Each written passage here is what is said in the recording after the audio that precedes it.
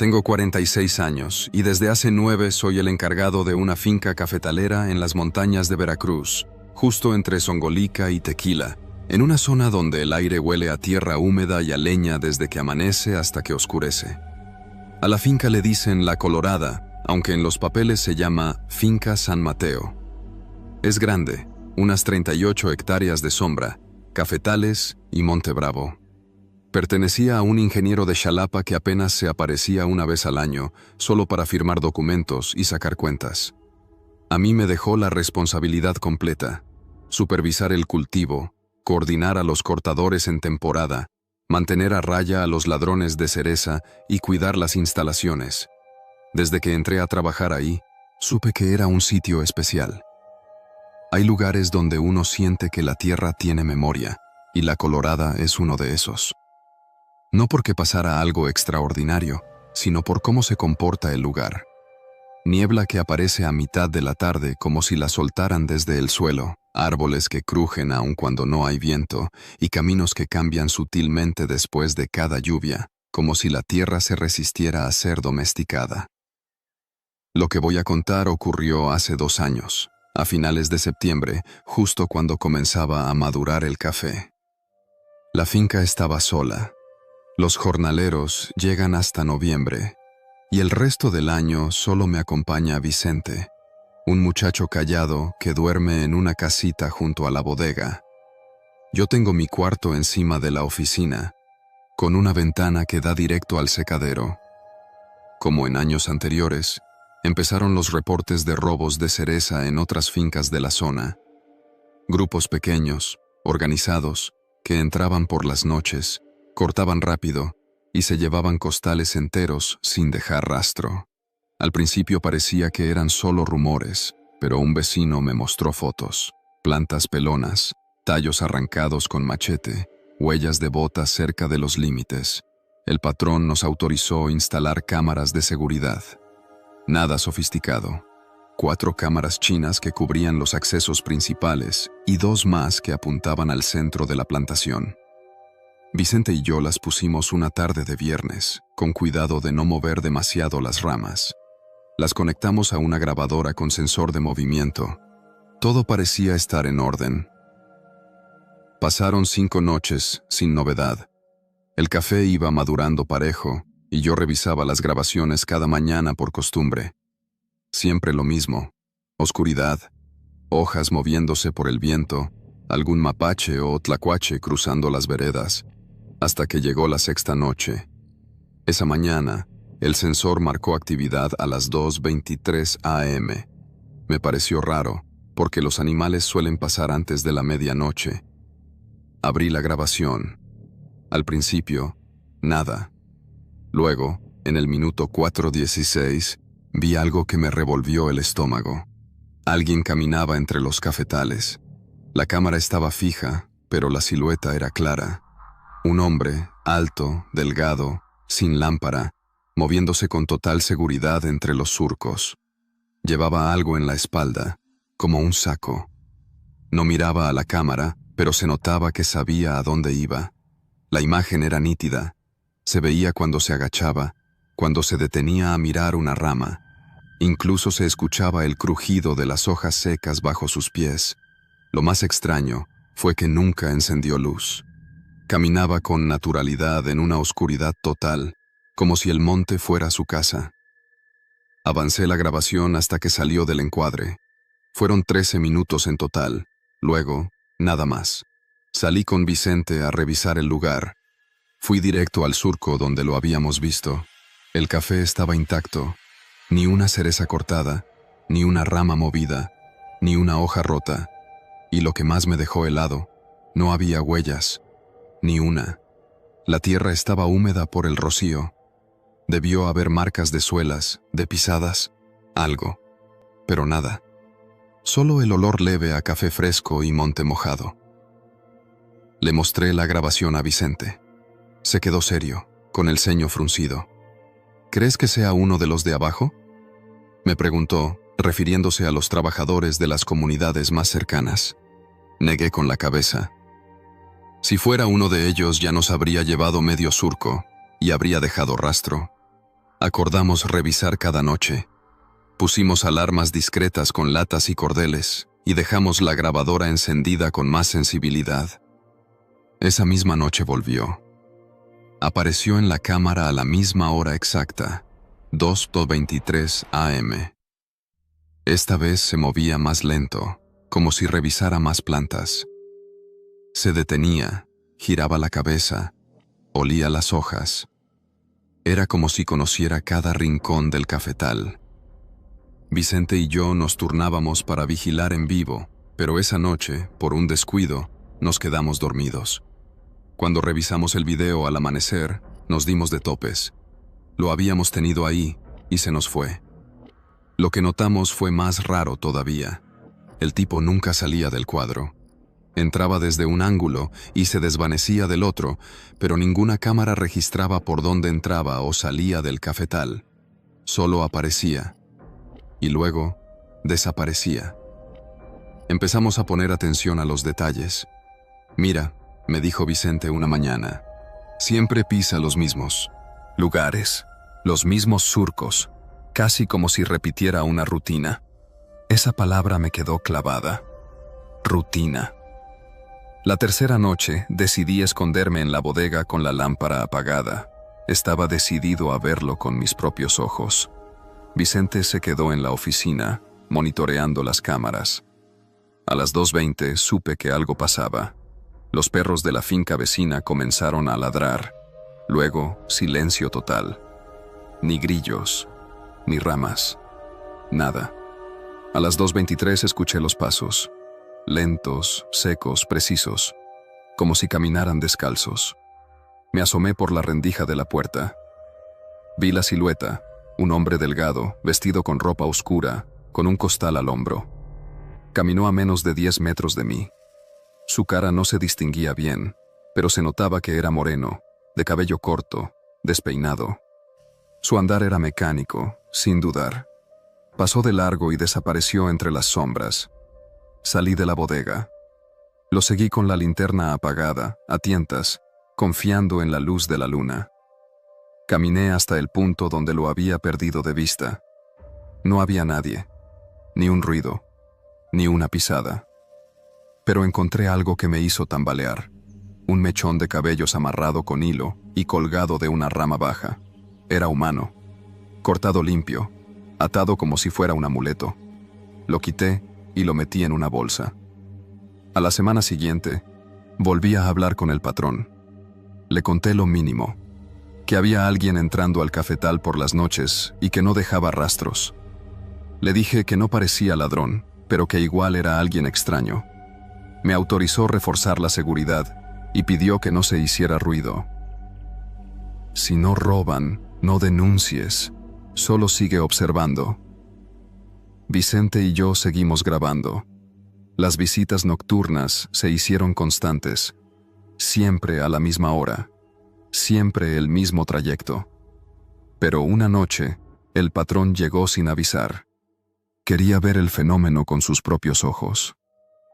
Lo llevamos a la oficina, le mostramos las grabaciones. Se quedó pálido. Luego, dijo algo que me revolvió el estómago. Ese hombre se parece a Toño. ¿Quién es Toño? Mi hermano. Murió aquí hace 5 años, antes de que tú llegaras. Se enredó en una máquina del secadero, quedó atrapado, solo. Nadie lo vio hasta la mañana. Desde entonces, la familia no quiso volver a hablar de él. Nos quedamos en silencio, pero lo que vi en la grabación esa noche no fue un fantasma. Fue un hombre. Real. Alguien que vive en la oscuridad, que conoce cada rincón del cafetal, que repite sus pasos noche tras noche, sin tocar nada, sin llevarse nada, solo caminando, como si siguiera una tarea que nadie más comprende. Desde entonces, las cámaras siguen grabando.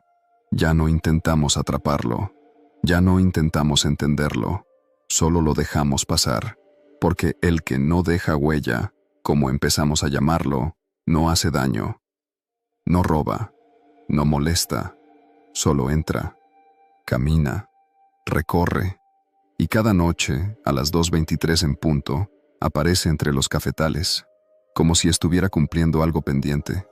Y nosotros, que solo somos cuidadores temporales, hemos aprendido a respetar su silencio.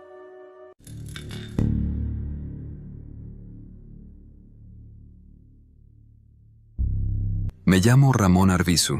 Tengo 45 años y desde hace casi 9 trabajo en una finca ganadera en el sur de Jalisco, cerca del municipio de Zacualco de Torres. La finca se llama Cuenca del Potrero y está ubicada entre cerros y brechas que ni Google conoce. Solo llegas si alguien te lleva. Yo entré ahí porque un compadre mío me recomendó con el patrón, don Gerardo Treviño, ganadero viejo, duro pero cumplidor, de esos que pagan al día pero exigen al segundo. Vivo en un cuarto pequeño junto a los corrales, como otros 3 trabajadores. Cada uno tiene su espacio, su llave y su rutina. La vida ahí es ruda pero ordenada. Nos levantamos antes de las 5, ordeñamos, alimentamos al ganado, revisamos cercos, y en época de parición hay que vigilar día y noche. La finca tiene más de 400 cabezas, entre Holstein y Suizo, y se mueven en un terreno cercado que se extiende por varios kilómetros. Hasta hace poco, yo creía que lo más raro que había visto en ese rancho eran los nacimientos complicados o las tormentas eléctricas que tumban cercas. Pero lo que viví en enero de este año me hizo ver que el verdadero peligro no viene del monte, ni de los animales, sino de la gente. Todo empezó con algo que parecía insignificante, un ternero desaparecido. La primera vez ocurrió a mediados del mes. Fue un domingo por la madrugada. Me tocaba turno nocturno para vigilar las vacas que estaban por parir. En esa temporada, hay que tener ojos encima del hato las 24 horas, porque una vaca puede parir sola, pero si se complica, pierdes al becerro o hasta a la madre. Esa noche, yo había hecho rondines cada hora. A eso de las 2:00 p.m., conté a los animales y estaban completos. Pero a las 4:30, un becerro recién nacido ya no estaba. Pensé que me había equivocado, que tal vez la madre lo había ocultado entre los matorrales. Busqué con la lámpara por los alrededores, incluso en los bordes de los potreros. Nada, ni rastro. Lo reporté a don Gerardo por la mañana. Me miró con cara de pocos amigos y solo dijo: «Te toca a ti, Ramón. Lo pierdes tú, lo pagas tú». Era su forma de decir que me descontaría el equivalente del becerro de mi pago mensual. Yo no discutí. Me dio más coraje que miedo. La semana siguiente fue normal. Pero una noche, ya cerca de la luna nueva, me tocó escuchar algo más raro que un becerro perdido. Estaba en mi turno otra vez, entre la 1 y las 3. Me quedé sentado junto a la pila de agua, tomando café tibio y escuchando grillos. Todo estaba en calma hasta que, a lo lejos, del lado de los establos viejos, los que ya casi no se usan, escuché un ruido metálico, como cadenas arrastrándose. Al principio pensé que era un animal, tal vez una vaca suelta. Tomé la lámpara y me acerqué. Caminé despacio entre los árboles de huizache. La tierra estaba dura y crujía bajo mis botas. Cuando me acerqué a los establos abandonados, escuché otro sonido, como un cuchicheo, pero bajo, apenas audible. Me detuve y apagué la lámpara. Me acerqué en silencio y me asomé por una rendija. Ahí, en medio de ese establo en ruinas, vi a un hombre agachado sobre algo. Llevaba una chamarra oscura con gorro. No era ningún peón que yo conociera. Estaba de espaldas, pero se le notaba el cuidado con el que hacía lo que hacía. Frente a él, una cría de becerro amarrada de las patas, tirada sobre un hule negro. Estaba viva, y lo que el hombre tenía en la mano no era herramienta, era un cuchillo largo, afilado. No actué. Me quedé ahí, paralizado, mientras él realizaba algo quirúrgico. No había gritos ni apuro. Todo lo hacía con precisión. Le abría el estómago, Le sacaba algo, creo que los órganos internos, los guardaba en bolsas, selladas al vacío. Lo que más me impactó fue lo limpio del acto. No era alguien matando por hambre o por rabia, era una operación. Después de unos minutos, el hombre limpió el cuchillo con una franela, metió las bolsas en una mochila y salió por la parte trasera del establo, con paso sereno. Esa noche no dije nada. Temí que si lo contaba, me tacharan de loco o, peor, de cómplice. Pero al día siguiente, otro ternero faltaba. Lo mismo. Recién nacido, sano y desaparecido sin rastro. Le pregunté a uno de los otros trabajadores, don Hilario, que lleva más de 20 años en la finca. Me miró fijo, sin responder, y después dijo algo que se me quedó grabado. En los establos viejos ya no entra nadie, ni el patrón. Esa noche hice algo que no debí. Esperé al tipo. Me escondí detrás de unos pacas de forraje, con mi navaja en el bolsillo y la lámpara apagada. A eso de las 2:30, vi una sombra moviéndose entre los árboles. El mismo hombre, pero esta vez no venía solo. Lo seguía otra figura, más baja, con una caja de herramientas. Entraron en el establo. Escuché todo: cadenas, balbuceos, el chasquido del cuchillo. Pero hubo algo más. Risas bajas, como si se divirtieran con lo que hacían. No me aguanté. Grité: ¿Quién anda ahí? Los ruidos se detuvieron. Salí con la lámpara, encendida, apuntando directo. No vi a nadie. El establo estaba vacío, pero en el suelo quedó algo que no habían podido llevarse. Una caja plástica con etiquetas médicas. Decía: biomaterial veterinario, no apto para consumo humano. Abierta. Dentro, bolsas con sangre y un recipiente de metal, como los que usan para conservar órganos. No entendí nada. ¿Qué carajos era eso? ¿Un tráfico de material animal? ¿Experimentación? ¿Alguien vendiendo partes a escondidas? Volví al cuarto y lo guardé en una bolsa. Al amanecer, fui con don Gerardo. Le mostré la caja. Su reacción fue seca, ni se inmutó. Solo dijo: ¿dónde la encontraste? Le conté todo. El tipo, las noches, el establo viejo. Me miró, cerró la caja y dijo: no te metas más. Tú trabajas en los corrales, no en los establos viejos. Lo que pase ahí no es asunto tuyo. Pero están matando animales. Es robo. No, Ramón.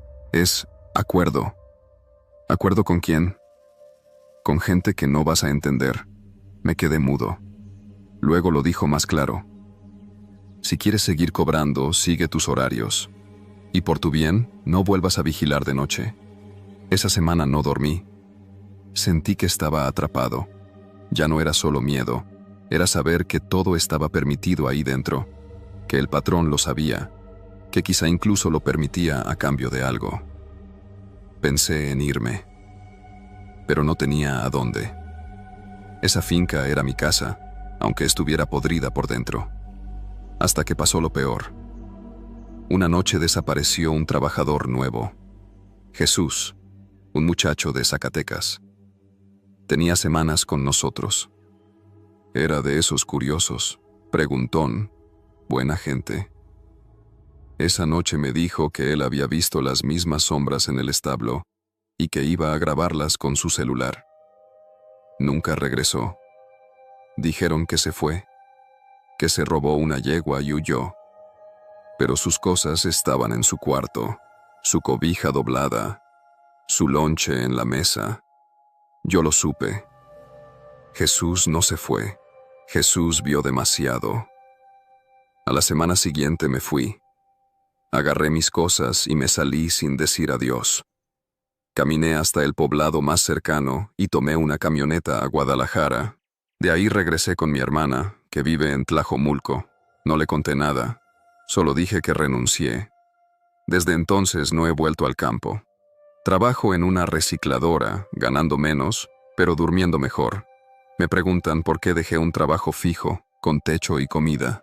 Les digo que el ganado estaba enfermo, que los turnos eran pesados. Lo que no digo es que en esa finca hay algo más que leche y carne. Hay pactos, gente que entra y sale sin nombre, sombras que operan bajo la fachada de lo rural. Porque lo que vi no fue brujería ni mito, fue cálculo, precisión, crueldad sistemática. Dicen que el campo está lleno de vida, pero en la cuenca del potrero, lo que crece entre los establos es el silencio, un silencio comprado, y nadie duerme tranquilo ahí dentro.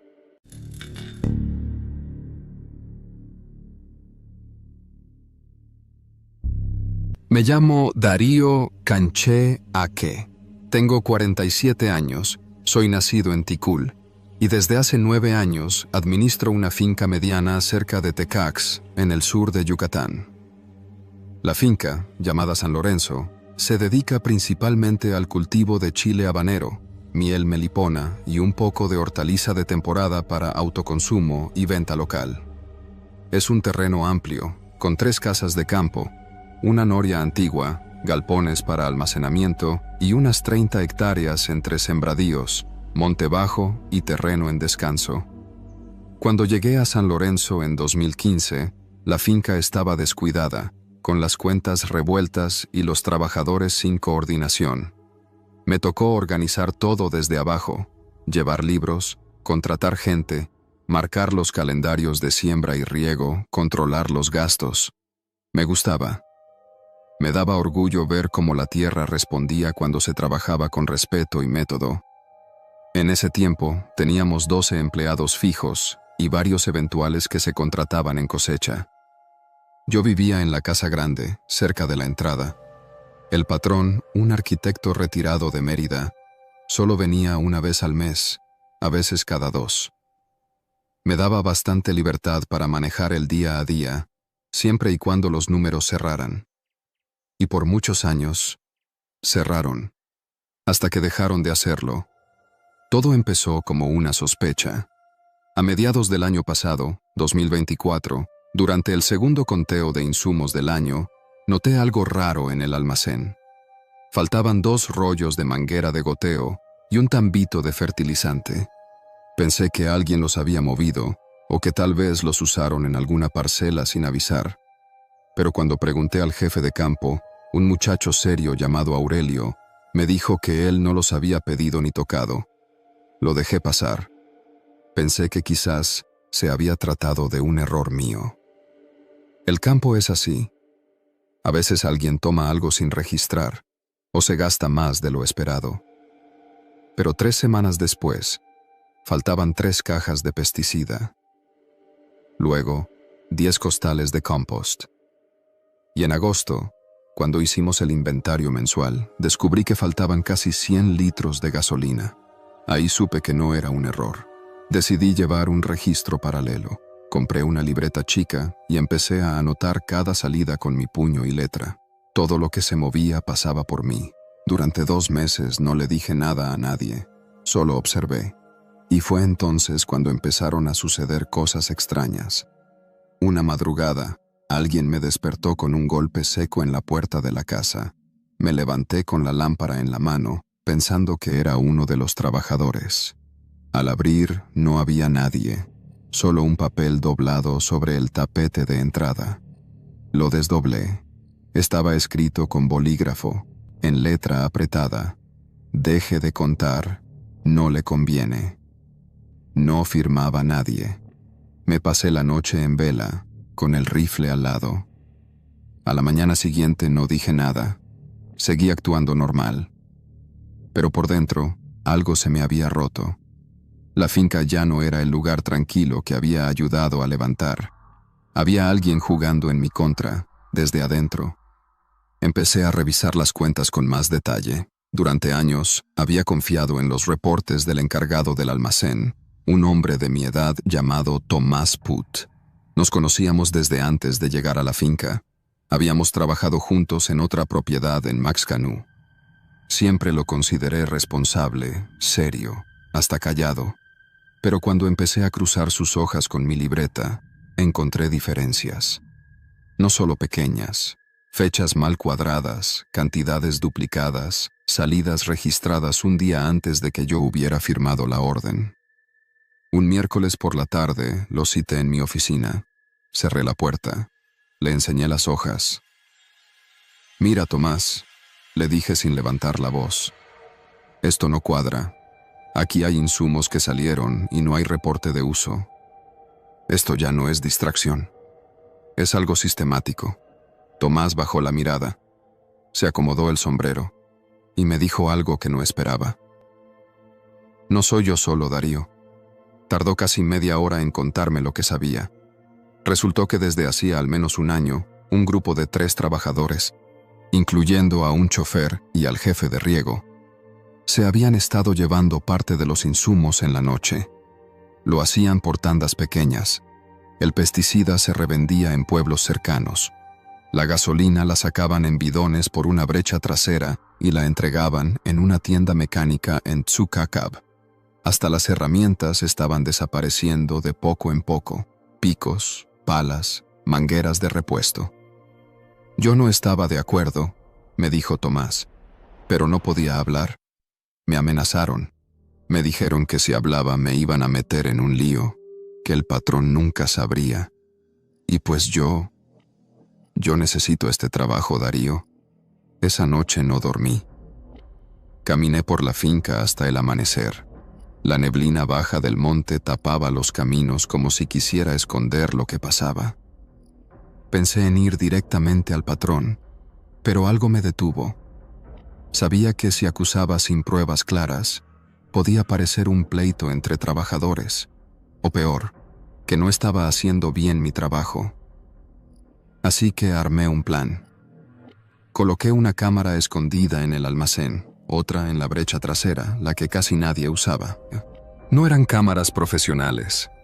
Las compré por internet y las disfrazamos como cajas eléctricas. Tomás, ya de mi lado, me ayudó a instalarlas. Durante 2 semanas fingimos que todo seguía igual. No se registraron anomalías. Hasta que el 11 de octubre, a las 3:42 de la madrugada, las cámaras grabaron lo que necesitaba. El video mostraba claramente a Vicente, el chofer, junto con Felipe, el jefe de riego, sacando un tambor de gasolina y 3 costales. Los subieron a una camioneta vieja, sin placas. El video no tenía audio, pero sus rostros eran inconfundibles. El patrón vino a los 2 días. Le mostré todo. No hizo preguntas. Solo me pidió que reuniera a todo el equipo esa misma tarde. Lo hicimos en la explanada, frente al almacén. El patrón estaba firme. Habló claro. Dijo que había traición, que se habían roto acuerdos, que la confianza no se recupera con excusas. Vicente y Felipe no dijeron nada. No lo negaron. Solo bajaron la cabeza. Los corrió en ese momento. También echó a uno más. Emiliano, un jornalero que había ayudado en los traslados, según los reportes de Tomás. A partir de ese día, todo cambió. Pero no terminó. 2 semanas después del despido, alguien quemó parte del galpón donde guardábamos los fertilizantes. Fue de noche. Por suerte, el velador lo notó a tiempo y el fuego no se expandió. No hubo heridos, pero el susto fue grande. Llamamos a la Guardia Nacional. Levantaron un acta, revisaron cámaras, pero no hubo detenidos. El mensaje fue claro. Esto no se acaba solo porque uno hace lo correcto. El patrón decidió aumentar la seguridad. Cerró las brechas traseras, reforzó la iluminación, contrató a un nuevo jefe de campo que venía de Valladolid, y a mí me ofreció quedarme. Me preguntó si quería seguir, y la verdad, lo dudé. Pero dije que sí, porque esta finca, con todo lo que pasó, sigue siendo parte de mí. Porque uno no abandona la tierra solo porque otros intentan torcerla. Porque el trabajo honesto, aunque cueste, deja raíces más fuertes que el miedo. Hoy sigo contando cada tambor, cada rollo, cada caja, pero no con desconfianza, sino con claridad. Y aunque a veces, en las madrugadas, me parece ver luces al fondo del monte, Ya no me tiembla la mano, porque aprendí que no es el robo lo que más daña una finca, es el silencio. Y yo decidí no quedarme callado nunca más.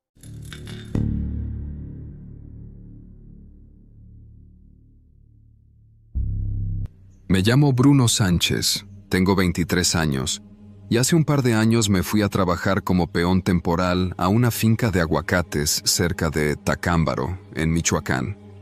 No era mi plan de vida. Yo me había ido a Querétaro a buscar trabajo en construcción, pero las cosas se pusieron difíciles y me quedé sin nada más que una mochila, 2 camisas y un poco de dinero prestado. Un compañero de cuarto del albergue donde me estaba quedando, uno de esos lugares que huelen a sudor y sopa instantánea, me contó que su primo trabajaba en una huerta allá en Michoacán y que siempre andaban buscando gente de fuera para que no hubiera chismes. Me consiguió el contacto y, en menos de una semana, ya iba en un camión desvencijado rumbo al cerro, con la promesa de comida, cama y 1,400 a la semana, pagados en efectivo. La finca estaba lejos de todo. Era un terreno enorme, cercado con alambre de púas, con árboles de aguacate gordos, maduros, bien cuidados, como si fueran animales sagrados. La casona principal estaba más arriba, en un terreno privado que solo veían los encargados. Nosotros, los temporales, vivíamos en unas casetas de lámina, con catres alineados, como en fila militar. Éramos 14 en total, la mayoría venidos de otros estados, Oaxaca, Puebla, Veracruz. Nadie hablaba mucho. Todos hacían su trabajo, comían lo que servían en la cocina común y se dormían antes de las 9. La primera noche, mientras me acomodaba en mi catre, un señor ya grande, Gildardo, me pasó una cobija y me dijo sin mirarme: «Después de las 9, ni salgas, ni hables con nadie que no conozcas. Tú nomás haz tu chamba y no preguntes cosas». Pensé que era una de esas reglas para mantener la disciplina. No le di importancia. Estaba demasiado cansado. Me dormí rápido. Los primeros días fueron tranquilos. Nos levantaban antes del amanecer. Trabajábamos bajo el sol arrancando aguacate con garrochas largas, cargando costales, llenando camionetas. La finca tenía vigilancia. 3 tipos armados en motos que recorrían los senderos, sin hablar, solo mirando. Decían que era por seguridad, por eso de los robos. Yo prefería no preguntar. Aprendí rápido. Aquí la gente tiene ojos en la nuca y lengua dormida. El 5.º día pasó algo raro. Estaba en la cocina, lavando mis trastes, cuando entró un muchacho con gorra y mochila que no había visto antes. Me saludó como si me conociera. «Tú eres Bruno, ¿no?», asentí. «¿Y cómo vas? ¿Aguantando?». «Pues ahí va», respondí. Me sonrió. Tenía los dientes amarillentos, mal cuidados. Sacó una cajita de plástico y me ofreció unos dulces de tamarindo. Le dije que no, que gracias. «¿Seguro? Son buenos. No se consiguen aquí. Los traje de allá abajo», dijo, señalando hacia el monte. No me dio buena espina. Algo en su forma de hablar, muy casual, pero con esa sonrisa apretada, como forzada. Le dije que mejor luego, y se fue. Cuando regresé a la caseta, les conté a los demás que había un nuevo. Nadie respondió. Gildardo se me acercó con seriedad. «¿A qué hora fue eso?». «Como a las 9 pasaditas». No dijo nada más. Solo se me quedó viendo un rato, como si yo ya estuviera contaminado. Esa noche me costó dormir. Afuera se oían pasos, como si alguien caminara despacio entre los aguacates, arrastrando los pies. No eran los vigilantes. Ellos andaban en moto. Esto era distinto, más pesado. Al día siguiente pregunté por el muchacho. Nadie lo conocía. Fui con Mario, uno de los encargados. Le conté. Me vio en silencio, prendió un cigarro y dijo: «Aquí no entró nadie nuevo. Todos los que están llegaron el domingo contigo». Insistí. Me dijo que mejor me callara, que no fuera idiota, que la gente habladora en esos lugares no dura. Esa noche tampoco dormí bien. Y a la siguiente, peor. La siguiente vez que lo vi fue frente al baño. Eran como las 10 de la noche. Yo había salido porque me dio un dolor en el estómago. Él estaba parado junto al tinaco, mirando hacia los árboles. ¿Tú también sientes que aquí algo no cuadra?, me dijo. No supe qué contestar. Hay cosas que no se dicen, pero se ven, continuó. Y a veces, el que se queda callado, termina cargando con todo. Tenía las manos negras, como manchadas de tierra, pero no tierra de campo. Era más como hollín, como si hubiera metido las manos en carbón. No le respondí. Caminé de regreso a la caseta, pero antes de entrar, me volteé. Ya no estaba. A la mañana siguiente, le conté a Gildardo con más detalle. Me agarró del brazo y me llevó lejos de los demás. ¿Te habló? ¿Te ofreció algo? Un dulce, hace unos días. Se quedó callado. ¿Lo aceptaste? No, suspiró. Ese que viste no trabaja aquí. Nunca ha trabajado aquí. Pero sí estuvo hace años. Me contó que un muchacho joven había llegado, como yo, de Oaxaca, según decían. Trabajó unas semanas. Luego desapareció. Dijeron que se fue de noche, que se robó cosas. Pero en el pueblo se murmuraba otra cosa, que escuchó algo que no debía, que preguntó más de la cuenta, que lo usaron. ¿Usaron? ¿Para qué? Aquí se saca aguacate, pero también se entierran cosas, cosas que no se deben encontrar. Esa noche decidí quedarme despierto. No sé qué esperaba ver. Tal vez quería confirmar que todo era producto del miedo, del ambiente. A las 2:14 de la mañana lo vi de nuevo. Afuera, caminando entre las sombras. No caminaba, se deslizaba. Llevaba la misma ropa, la misma gorra. En la mano traía una garrocha de cosecha, como las que usamos nosotros. Pero la suya goteaba algo oscuro. No supe si era savia o algo peor. Lo vi pararse junto a uno de los árboles más grandes. Se agachó, escarbó con las manos, y luego sacó algo. No sé qué era. Un bulto, envueltos en bolsas, pequeños. 2. Lo dejó sobre la tierra. Luego se quedó ahí, inmóvil, como si supiera que lo observaba. Me metí debajo del catre, apreté los ojos y no salí hasta que cantó el gallo. El último día, tomé mis cosas y me fui. No pedí pago, no dije adiós. Salí al amanecer por el camino de tierra, como si nada. En la parada del camión, me encontré con un muchacho del pueblo. Le pregunté, sin rodeos, ¿alguien se ha muerto en esa finca? Me miró con desconfianza, pero luego bajó la voz. Ahí han enterrado más que aguacates, compa. ¿Cómo sabes? Mi primo fue vigilante. Dijo que hay noches en que los árboles no duermen, que los que cayeron ahí vuelven a aparecer cuando alguien nuevo pregunta. No supe si lo decía en serio o por burlarse, pero ya no importaba. Hoy vivo en León, Guanajuato. Trabajo de ayudante en una ferretería. Nada espectacular, pero duermo tranquilo. Aunque hay noches, muy contadas, en que juro escuchar el roce de las hojas afuera de la ventana, como si alguien caminara entre ramas que no están ahí, y en mi cajón tengo un dulce de tamarindo. Uno solo. Lo guardé desde aquel primer día. Nunca lo abrí. No lo tiro, no lo toco, pero no me atrevo a dejarlo cerca del fuego, ni a probarlo.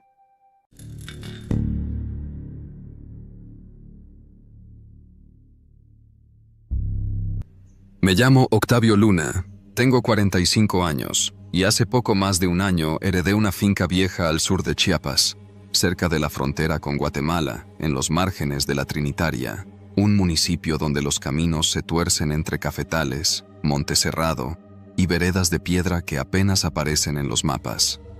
La finca, llamada El Rosal, había sido de un tío abuelo al que apenas conocí, Pedro León, un hombre que murió sin hijos, sin esposa y, al parecer, sin muchas amistades. Me enteré de la herencia por medio de un notario en Tuxtla. Mi madre me animó a ir. Según ella, El Rosal había sido una finca importante en su tiempo, antes de que Pedro se encerrara allí y se alejara de la familia. Siempre lo describía como excéntrico, aunque entre líneas se notaba que había algo más. Miedo o respeto.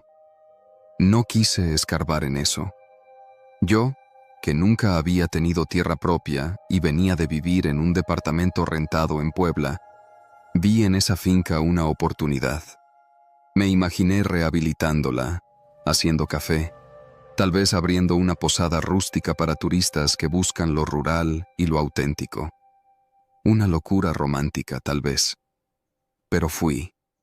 La primera vez que vi El Rosal, supe que estaba sola desde hacía mucho. El camino para llegar es un tramo de tierra apretada que se enrosca entre paredones cubiertos de vegetación.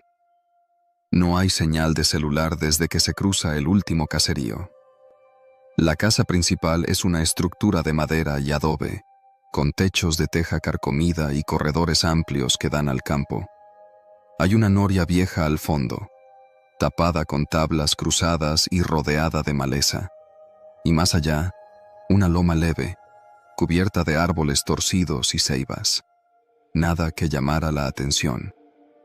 Al principio, contraté a 3 trabajadores locales recomendados por el encargado de una miscelánea en la Trinitaria: Lázaro, el más joven, de unos 30 y pocos; Simón, un hombre serio, de voz grave; y Cata, que era mujer, flaca, mayor, de esas personas que no hacen ruido pero tampoco pasan desapercibidas.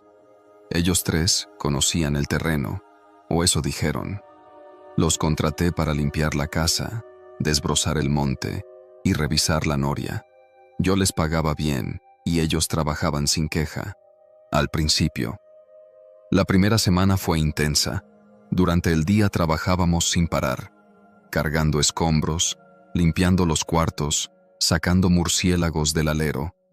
Por las noches comíamos junto a una fogata que armamos entre la casa y el cafetal. Cata siempre cocinaba algo con maíz y Simón contaba historias de la zona: aparecidos, luces sobre el monte, cuevas que no tienen fondo. Lázaro era el más risueño.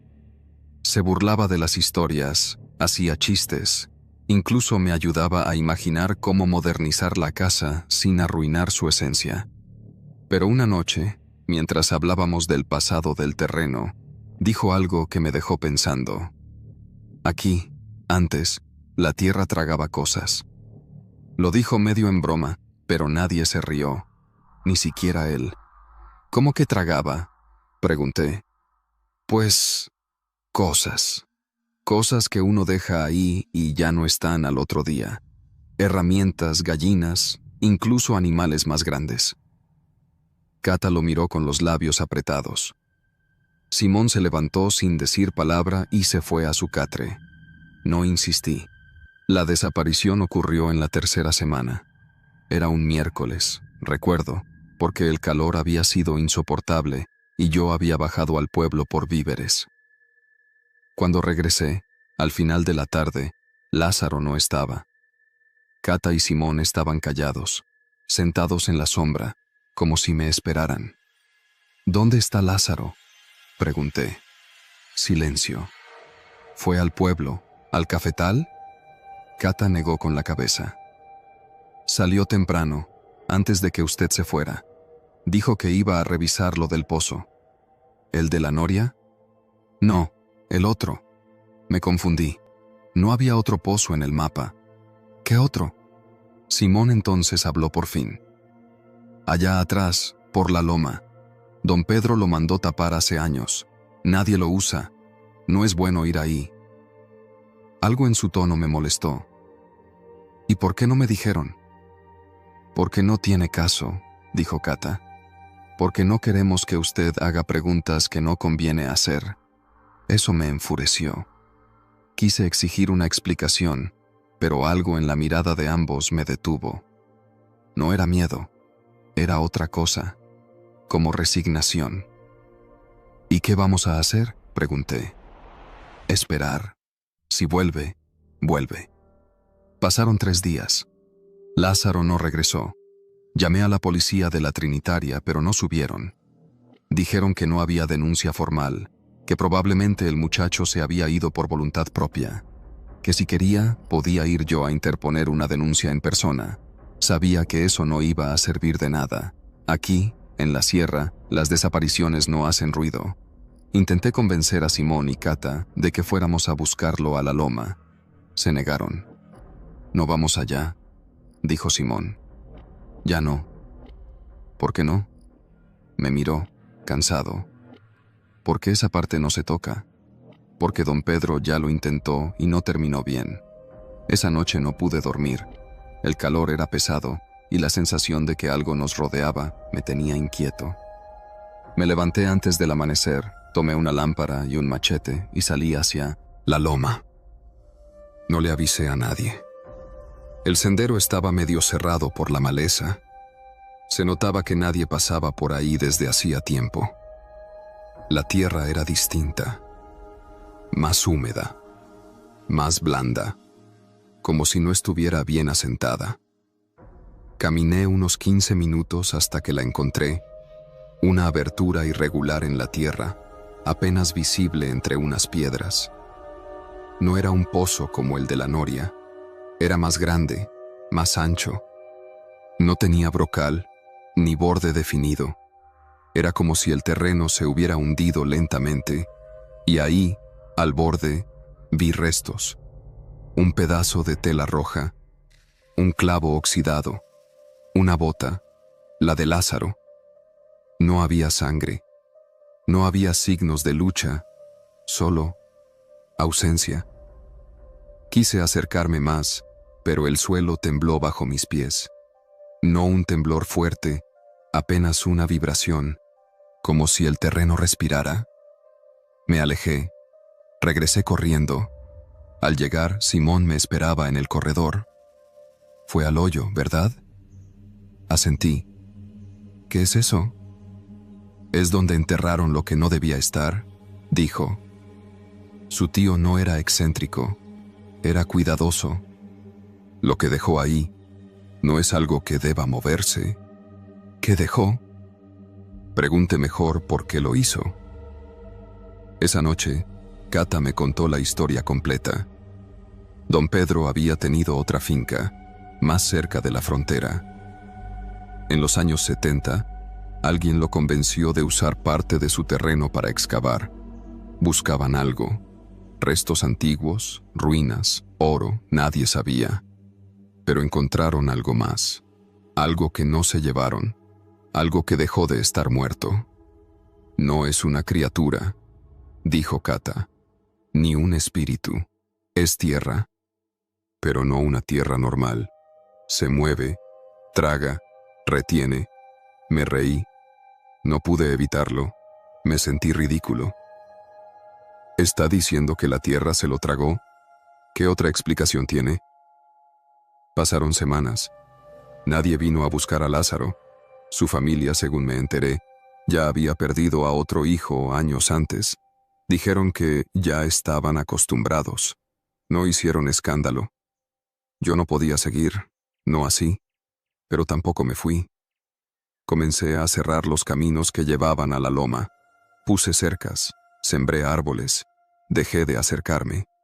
Simón y Cata siguieron trabajando unos meses más, pero después se fueron. Ya no querían estar ahí. No me dieron razones. Solo se marcharon. Ahora vivo solo en El Rosal. La casa está rehabilitada. La noria funciona. El cafetal empieza a rendir, pero el hoyo sigue ahí. Y de vez en cuando, por las noches, cuando todo está en silencio, escucho algo. Como si algo dentro se moviera. Como si el terreno respirara. Y aunque me digan loco, puse un letrero grande en la entrada del camino que lleva a la loma. No pase, no busque, no cabe. No es para los curiosos, Es para los que, como yo, un día heredan lo que no entienden.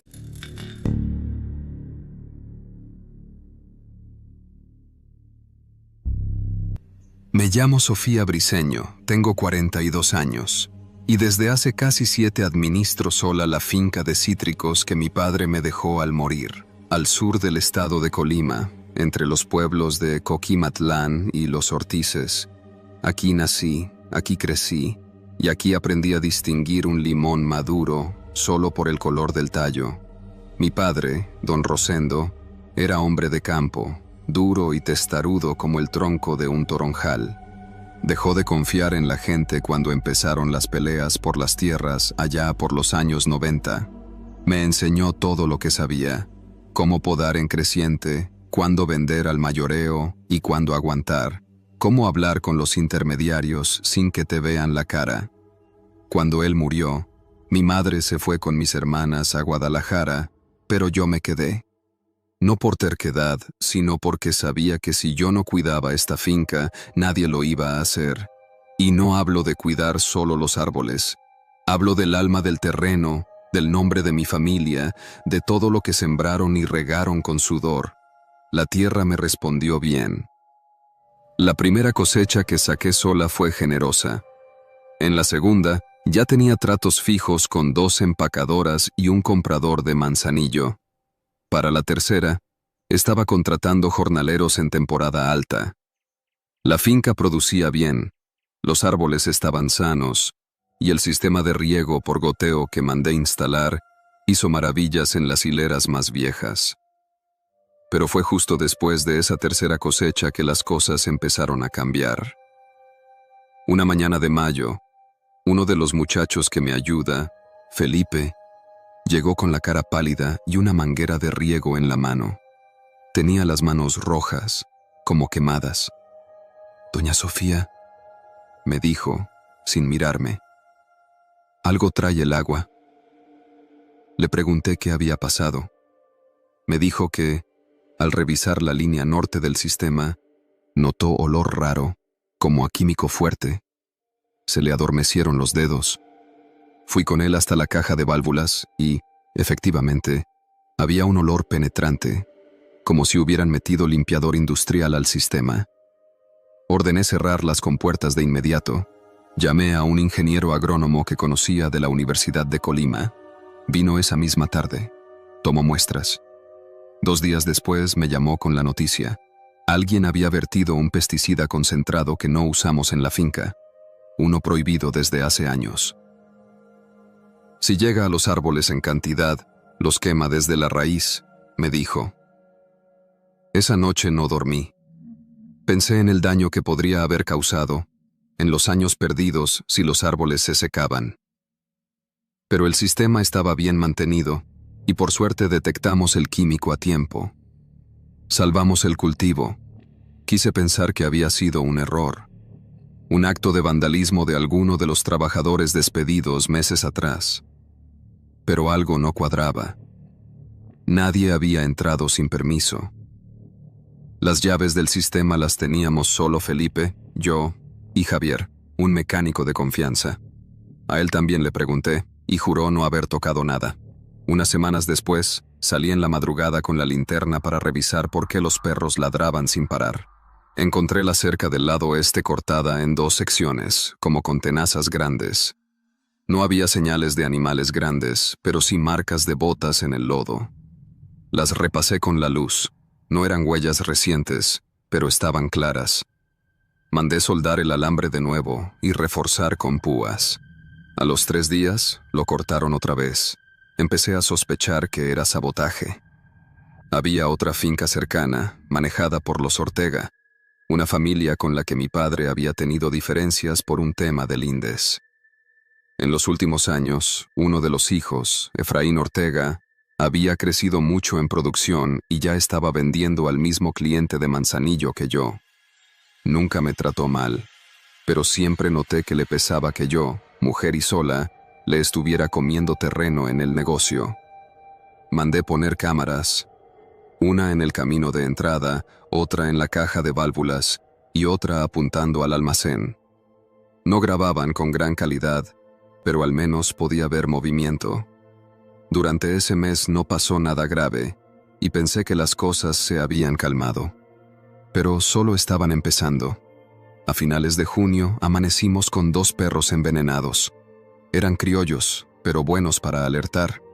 Los encontré echados cerca del cobertizo, con espuma en el hocico. Llamé al veterinario. Confirmó que habían ingerido algo mezclado con carne. Esa misma tarde, un burro de carga apareció con una pata rota, como si hubiera caído en una trampa. Revisé toda la finca y encontré 2 agujeros, perfectamente cavados, cubiertos con ramas delgadas y hojas. Eran trampas humanas, hechas con intención. Yo ya no tenía dudas. Alguien quería que cerrara, que me fuera, que dejara el terreno. Llamé a la policía rural. Tomaron nota, dijeron que investigarían. Nunca supe más de ellos. Una noche, mientras revisaba las grabaciones de las cámaras, vi algo que me puso la piel dura. Un hombre con pasamontañas, parado frente al almacén. No hizo nada, no rompió nada. Solo se quedó mirando hacia la cámara. Luego caminó lentamente hacia el campo, sin voltear. Revisé el resto de la grabación. No apareció. Más. Pero algo me inquietó. En el marco de la puerta, al día siguiente, encontré una X pintada con pintura negra. Estuve a punto de irme. Me lo planteé en serio. Llamé a mi hermana en Guadalajara y le dije que quizá necesitaba tomarme un tiempo. Ella me rogó que dejara la finca, que no valía la pena arriesgarme. Pero cuando fui al campo a despedirme de verdad, me encontré a Felipe limpiando el canal principal con los brazos llenos de tierra, sudado y con una sonrisa. No se raje, doña. Si se va usted, esto se va a perder, y yo no quiero irme a buscar trabajo al norte. Me quedé, pero cambié de estrategia. Busqué a una abogada local, Clara Villegas, que había trabajado con productores de caña en Tecomán. Le conté todo, los sabotajes, las muertes, los videos. Ella fue clara. No van a ir por la vía legal. Te están acorralando para que vendas o abandones. Esto tiene forma de presión organizada. ¿Has recibido ofertas por tu terreno? Sí. 2, en las últimas semanas. Una informal, de un supuesto comprador que no dejó su nombre. Y otra a través de un ingeniero que trabajaba para un grupo de inversión de Colima Capital. Las rechacé sin pensarlo. Clara pidió copias de los videos, testigos, bitácoras de riego, fotos de las cercas. Armó un pequeño expediente. Con eso, dijo, podíamos presionar, no para denunciar, porque nadie iba a mover un dedo, sino para que supieran que yo no estaba sola. Lo que siguió fue inesperado. Una noche recibí una llamada del mismo comprador informal. Esta vez no me hizo oferta. Tienes hasta fin de mes para dejar el terreno, me dijo con voz fría.